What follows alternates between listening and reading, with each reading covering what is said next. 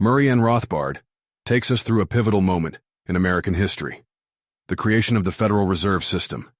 In his work, The Federal Reserve as a Cartelization Device, The Early Years, 1913 to 1930.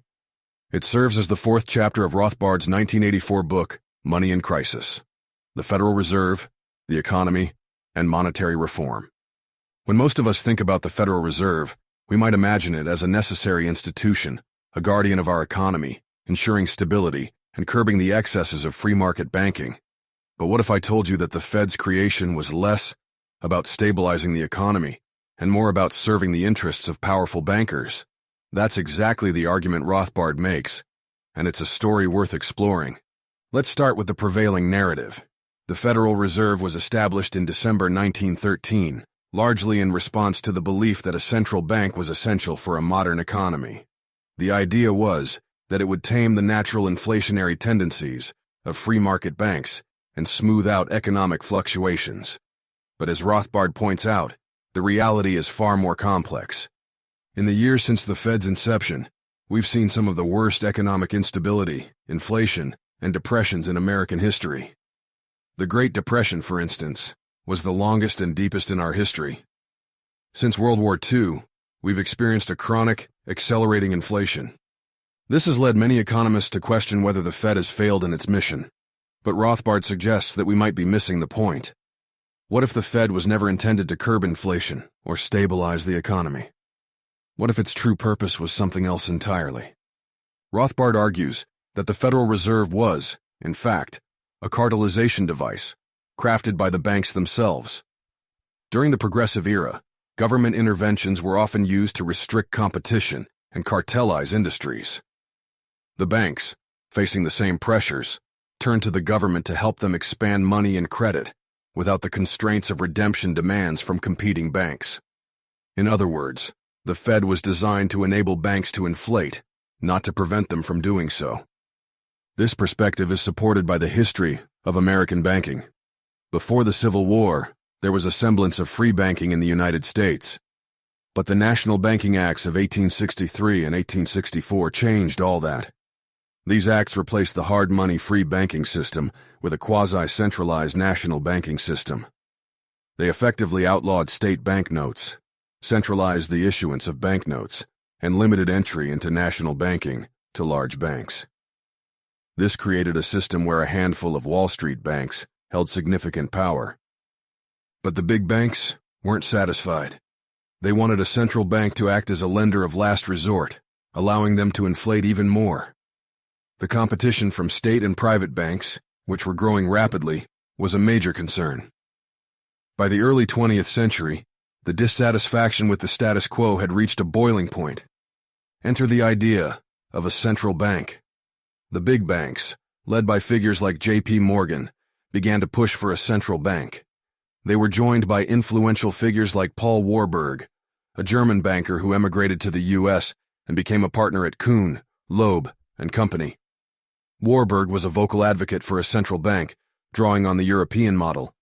He insisted that his plan wasn't a central bank, but his proposals clearly outlined the features of what would become the Federal Reserve System.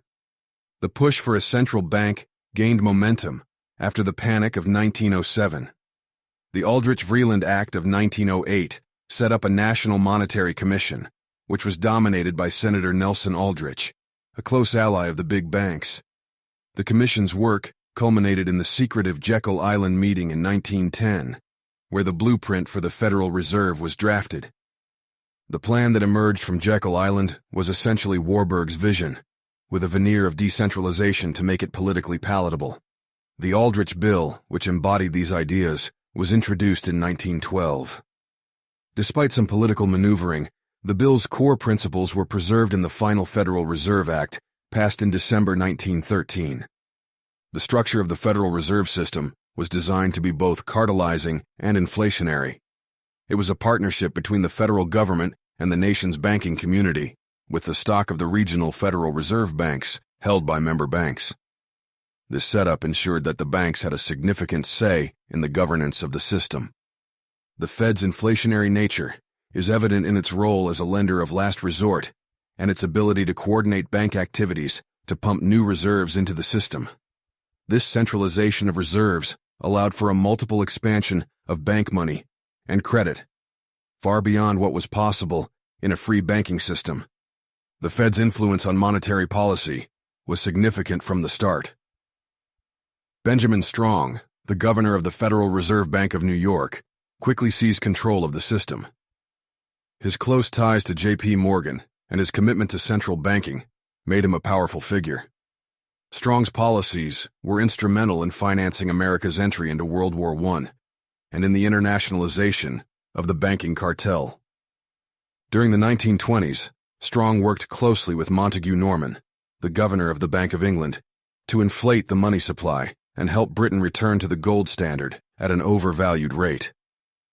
This collaboration was part of a broader strategy to create an international cartel of central banks, aimed at preventing the natural constraints on inflation that the gold standard would otherwise impose. The Fed's inflationary policies continued through the 1920s, with massive open market purchases of government securities and the creation of a subsidized market for bankers' acceptances. This policy was championed by Warburg, who saw it as a way to promote foreign trade and strengthen the international financial system. When the stock market crash of 1929 hit, the Fed and the Hoover administration were unprepared to let the free market work. Instead, they inflated reserves and lowered interest rates in a desperate attempt to stimulate the economy. But as Rothbard argues, these efforts were doomed to fail because they ignored the underlying problems caused by the Fed's inflationary policies. In conclusion, the story of the Federal Reserve is not just about economic policy. It's about power, influence, and the struggle to control the nation's money supply. The Fed was designed to serve the interests of the banking cartel, not to protect the public. As we reflect on this history, it's worth considering whether the Fed has truly served its intended purpose, or if it has become a tool for perpetuating the very problems it was meant to solve. This has been a BrightLearn video from BrightLearn.ai on the book The Federal Reserve as a Cartelization Device, The Early Years, 1913 to 1930, by Murray N. Rothbard. Visit BrightLearn.ai for more fascinating videos like this one, and visit naturalnews.com for full editorial coverage and breaking news on critical stories that keep you informed and aware of what's really going on.